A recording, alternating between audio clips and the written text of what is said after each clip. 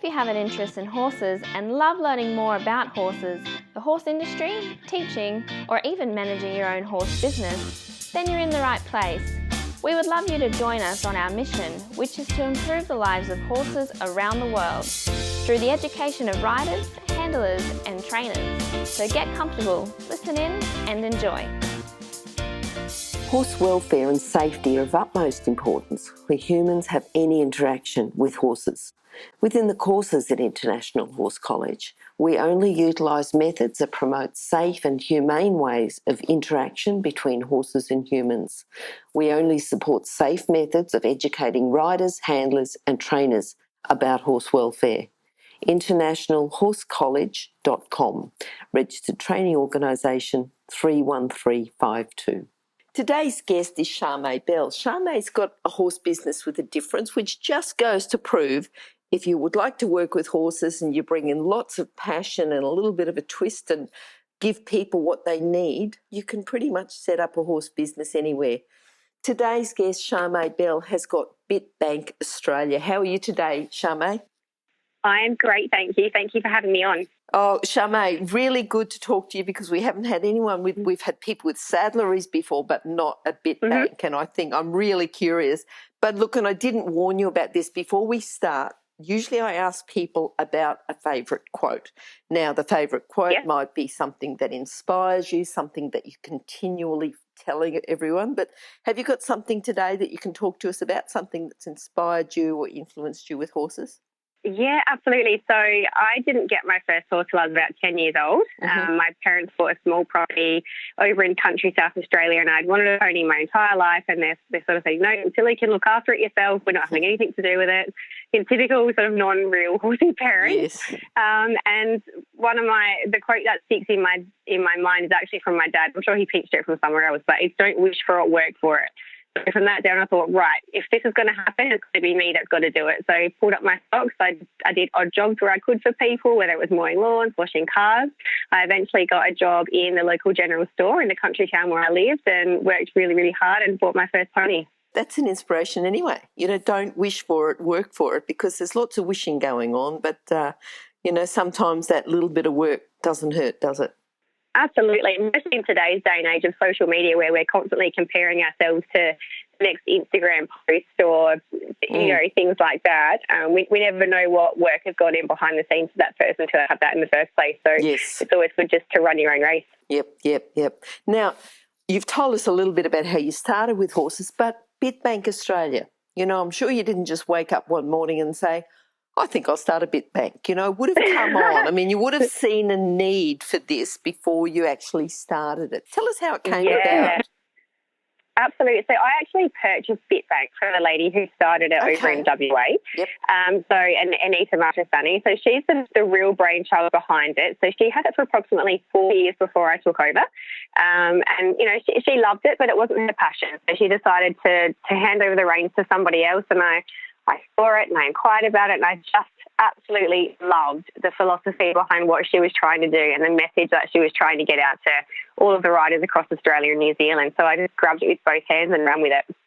Okay, now when I say, you say Australia and New Zealand, we do have people from other countries. We have actually quite a few different countries, I think about 50 or something. Yep. We've got quite a few, Fantastic. I think 50. There's more than 50 actually different countries that listen to Horse Chats.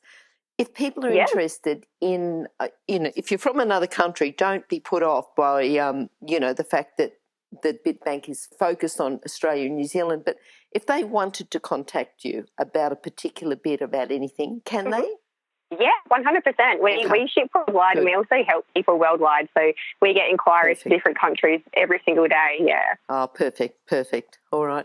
So you decided that you go ahead with with this particular one, and you said that you're passionate about it. We often talk about working in the horse industry. What causes people to want to work in the horse industry, to decide that that's their chosen career? Obviously there is a passion because those of us that have the passion, we understand. Those that don't, they just don't get us at all. But that's beside the point. Absolutely. Yeah. But passion, and you've already said about work. Is there anything else? What else do we need to work in anywhere? And I really admire you for working in this particular field because It is Oh, thank something you. that's a bit unique, but people that work in the horse industry, what makes us unique within a group that we work within the horse industry? I think that to work within the horse industry, initially you need a lot of resilience, particularly if you're bringing something that's new and fresh and challenges the ideals of perhaps the sort of classical ways of doing things. It's a very sort of traditionalist sport. Mm-hmm. So you need to have a lot of resilience and just, make sure that you stay true to your values and your message and, your journey that you're trying to bring to horses and their riders everywhere. And also just a lot of determination. Like it is tough out there. Even as a business, lots of fellow business owners, it's a really tough climate at the moment, just with the way the economy is and all that kind of thing. And, horse riding is not a cheap sport. So we try to do everything we can to make sure that we're accessible to everybody at all levels of all income. So I think just appealing to a wider market and not just setting yourself within one tiny little niche, probably really key. Yep. And just stay true to your passion. If you're passionate about it, your message will come across with so much genuinity that you won't need to sell anything. You're just providing people with solutions to their problems, which is all they really want at the end of the day for their country horse. Yes. And if you think about not selling people but providing solutions, it puts a whole different slant on things. You're not feeling like you have to go out there and push things on people that they don't want. If you say, look, this is what I've got and it's a solution for you if you need it, it really takes you to the genuine people that are after what you want or after what they want. Yeah. Thinking about people who've influenced you within your business, Bitbank Australia, you've talked about your father who said don't wish for it, work for it. And obviously the lady who sold you Bitbank Australia, but anyone else in particular that's influenced you, even any competitors that have come in and been looking for particular bits or, after something that's a little bit hard to get hold of, a little bit unique? Yeah, so I'm very lucky with what I do. I've got an incredible, repertoire of people in my phone from, Olympic level riders, top trainers from every discipline. I've got so many people that I can call on at any given time. But one of the people that's been the most inspiring to me is actually a young girl that I employed about 2.5, 3 years ago, Bryony. She is just like, I'm probably, I think I'm like nearly 15 years elder now, but been riding for a lot longer. But that young girl is just such a wealth of information and she just has the answers for everything. So I've never known anyone to work harder in the horse industry than she does. So she is quite, through the summer months, she's quite often up at 3:30, 4 o'clock in the morning riding not only her own horses but training horses for other people. She's a World Cup show jumper. And then during the day she comes into Bitbank and after work she's giving lessons, training war horses, handling yearlings. She just has such a passion. She does not quit. She is the hardest worker I've ever met in my life. Oh, that's great. Yeah, and sometimes you get those silent achievers who maybe we don't know about Bryony, but, maybe we don't know about her now, but all of a sudden she'll come up and win a World Cup or win something and we'll go, who's this Bryony? Who's she come from? Where did she been all this time? And it's all the work that she's putting in now that's going to make it that, we appreciate it a bit later on. Yeah, absolutely. So she initially started with me as just a casual bookkeeper doing the books while I was sort of focusing on the business, and she just so more and more kept showing more interest, and eventually we brought her on, and she's been fantastic. Just so much passion and drive. We really love having her on board. Yeah. Now, I want to know just a couple of stories or case studies or something, just to do with the business. Yeah. What's been the hardest bit that you've had to find? Oh, gosh, we've had to do a few custom make ones over the years, but I mean, I wouldn't say that any bit's been particularly hard to find. It's just we get those really incredibly tricky horses that, they don't fit the mould of what our normal recommendations would solve. And in those cases where I've had to, physically go out and see that horse and the result ends up being completely different to anything that we could have ever recommended or thought that would suit. In particular, there's a beautiful young stock horse that I've been dealing with for quite some time, and she is the most beautiful, willing, placid, lovely girl ever, but her owner recognises immediately when she's uncomfortable, even though this horse displays very, very minimal symptoms. And we tried probably about 25 to 30 different bits, and in the end it was a very thin Bomber's ultra comfy lock-up in a loose ring, small ring, that she was just absolutely happy in. We all have that thought in our head of, single joint, that's nasty, nutcracker action, it's going to pinch. But this horse just goes like an absolute dream in that little bit. It's good that you're recognising horses as individuals because, even in their conformation, we all look different and horses all look different, and some might have just a narrow jaw, a low palate, the teeth aren't quite normal. So that physically, but also too, it's great to have an owner that recognises those very subtle signs that a horse isn't comfortable. Absolutely. And the differentiations between breeds as well. We're breeding horses so differently now to what they were even 10 years ago. We're seeing a lot of difference in sort of the skull conformation and structure and the placement of the teeth. And it's really become quite a science to fit a bit, whereas, 20 years ago we just used the basic three, which is your single-jointed snaffle, your pelham, your Dutch gate.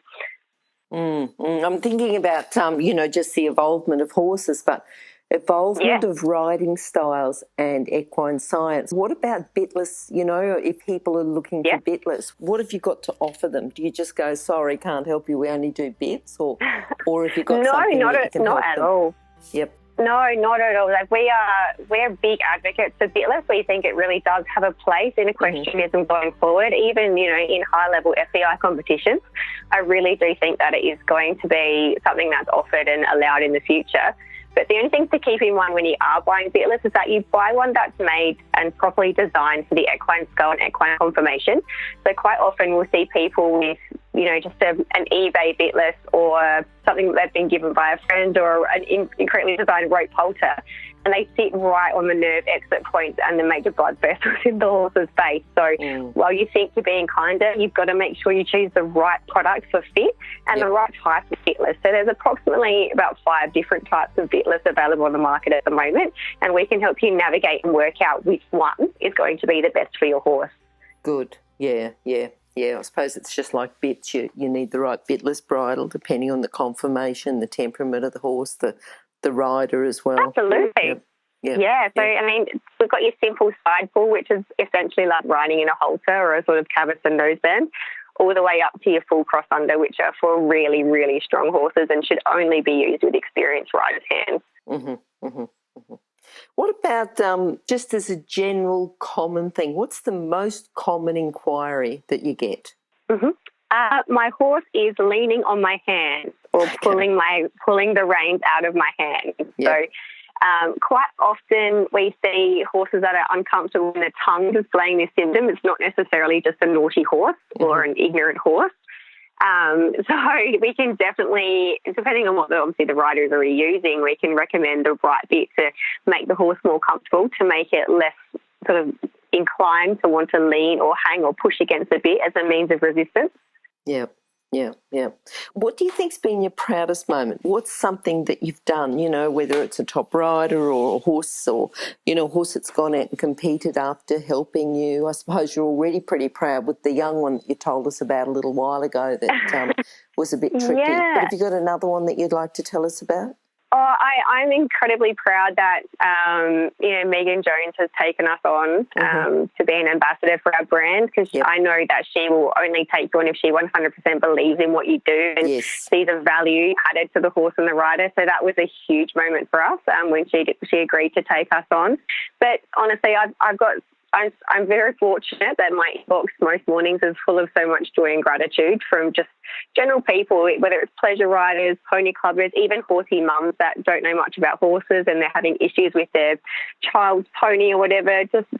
When they send me that email and say, oh my God, this bit has just made so much difference, or those people that are just on the verge of selling their horse, like this is a last resort, and they come back and say the problem is fixed, we can't thank you enough. Like that's everything. That's why I do what I do. Okay, that's good. I'm thinking about your challenges, okay, because everyone has challenges. Yep.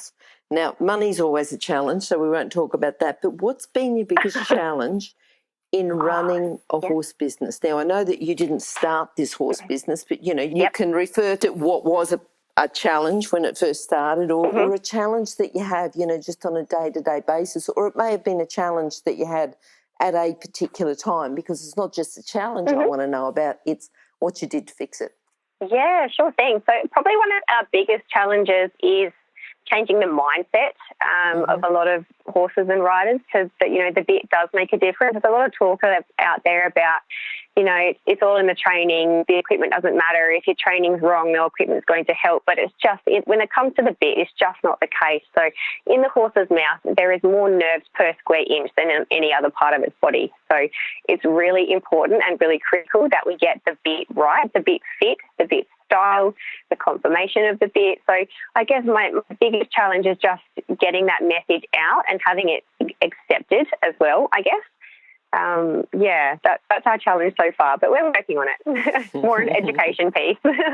Okay, what do you think's the best thing about having a horse business? Oh, you get to do what you love every day. So I've had horses from a young age. I grew up with horses, being in the country. I get to work with some absolutely amazing horses and amazing riders that, trust me to deliver their results. It doesn't feel like work when you get to get up and do what I do every day. It's just awesome. I can't recommend it enough. I can see you're on a bit of a high already, just thinking about the bits and the problems that you're solving. Yeah. Yeah. All right. Now, what are you looking forward to now, Charmae? You planning on expanding to every country in the world, or you'll keep BitBank Australia and just keep helping people everywhere? Have you got any plans to change? You're obviously keeping up with, or you'd have to keep up. What about rule changes? How do you keep up with all of those? Because people would come in and say, I need a bit that I can ride in a certain type of competition. Tell us a little bit about that. Yes. So that is just an incredible amount of research and man hours pouring through rule books from all the different organisations, pouring through annexes and updates and emails and press releases, and just making sure that we are on top of everything, because even though they release a rule book once a year, there might be 20 or 30 addendums to that rule book throughout the year. So, and they're not necessarily advertised, which is incredibly frustrating. And frustrating for our customers too when, they purchase a product and then a week later some governing body has decided that's no longer appropriate, and, we've told them that it was fine at the time of purchase. Yep. And, those people also that have spent months and months trying to find something their horse was happy in, and then all of a sudden they can't use it anymore. It's incredibly frustrating. So we do our absolute best to be on top of that. And, of course, we're in contact with all the major bodies too, so Equestrian Australia, the FEI, HRCAB, just making sure that, we do have our facts straight and we're doing the best and bringing the correct information to the customer at the time. Okay, good. And thinking about what you're going on and doing, you're keeping up to date. You're keeping up to date with the rules. You're keeping up to date with the equine sciences, changes in riding styles, in different breeding styles. What else is there that you need to change? Are you planning on doing anything else? You're in the process of doing anything else, or what are you looking forward to? We sure are. So we're in the process of developing our BitBank Australia accredited BitFitter course. So training up people, all around the country to do what I do, because unfortunately I'm only one person and I can't be everywhere at once. Sure. So just trying to deliver our service, all across Australia, where people can get somebody out and they know the bit's going to be the right bit. It's going to be dressage legal. It's going to fit properly. It's going to be fit for purpose. They can try it on the spot. Just bringing in that next level of really personalised service rather than just sort of having to communicate remotely for those people that aren't located down here in South Australia. Yep. Oh, very good. Look, I'm going to have to keep up with you, I think, Charmae. I think we'll have to get back to you and chat to you again, and you can just keep us up to date with everything that's happening bit-wise. Yeah, if you're happy to do that, that would be wonderful. Yeah. Yeah, absolutely. But if people do want to contact you, should they do it through your Facebook page? Is that BitBank Australia, or is it bitbankaustralia.com? Yeah, you tell us the best way to contact you. Sure thing. So we're on Instagram, so at BitBankAU. We're on Facebook, which is just BitBank Australia for Horsebit. Our website is www.bitbankaustralia.com.au, or they can email us anytime, which is contact@bitbankaustralia.com.au. Perfect. All right. Thanks, Charmae. Looking forward to catching up with you again and talking you about a few more bits. Oh, thank you so much. I've really enjoyed it. It's been a pleasure. No worries, Charmae. Talk to you soon. Bye-bye. Bye. If you've enjoyed this chat, then please comment, rate and subscribe. If you'd like any changes or recommendations for guests, then please contact us through horsechats.com. And while you're online, have a look at the government-accredited courses at internationalhorsecollege.com. Registered Training Organisation 31352. Remember that our comments and instructions are general in nature and do not take into consideration your individual horses or your individual ability and circumstances. If you enjoyed this podcast, then please leave your comment below.